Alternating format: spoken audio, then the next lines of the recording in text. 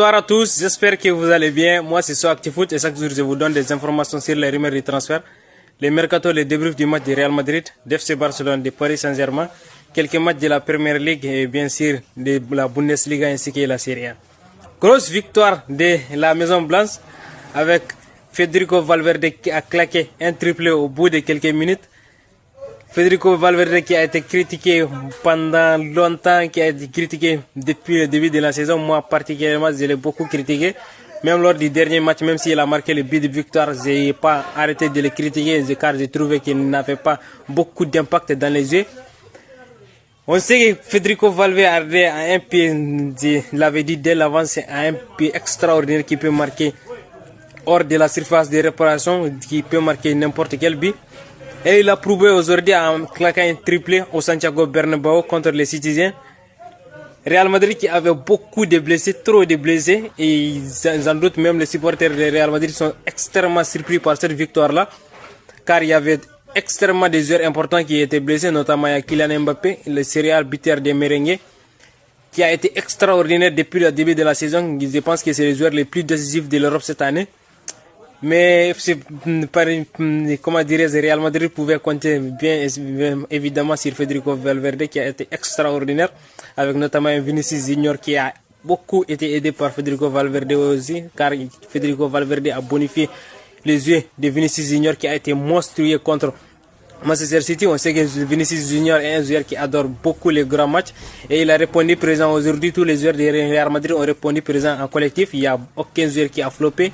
Il y a Franco Garcia qui n'était pas impactant au début de la saison, qui a été extraordinaire défensivement aujourd'hui. Il y a Arda Güler qui est arrivé à sortir les ballons, qui créait beaucoup d'occasions.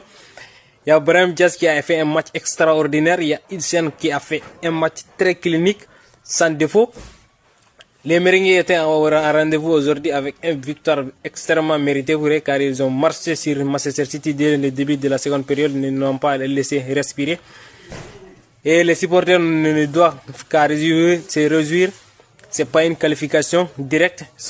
Il y aura un match retour au Etihad Stadium, mais je pense que les supporters peuvent extrêmement se réjouir, car à ce moment-là, il y aura bien sûr le retour, presque, disons, espérons, de Kylian Mbappé.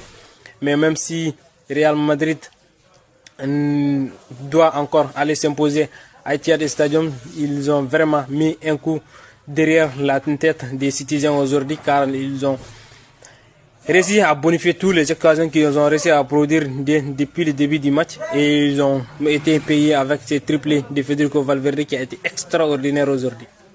Notamment, je pense que sans la présence de Guilodi Donnarumma sur les cases Citizens, ils auraient encaissé plus que ça, parce que Donnarumma a été extraordinaire, même s'il a encaissé 3 buts.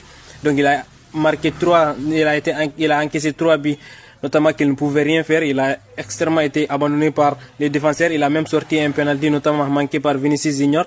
Et sans ça, les matchs seraient extrêmement compliqués pour les Citizens, parce qu'il y avait déjà 3-0. Et si Vinicius arrivait à transformer son penalty, il y avait 4-0 et serait extrêmement compliqué pour les Citizens de s'imposer à Etihad. Donc, c'est une très grande victoire des Merengues au Santiago Bernabéu avec Federico Valverde qui a claqué un triplé. Le match retour se jouera la semaine prochaine sur la terre anglaise et on verra ce qui va se passer. En tout cas, une très grande victoire des Merengues.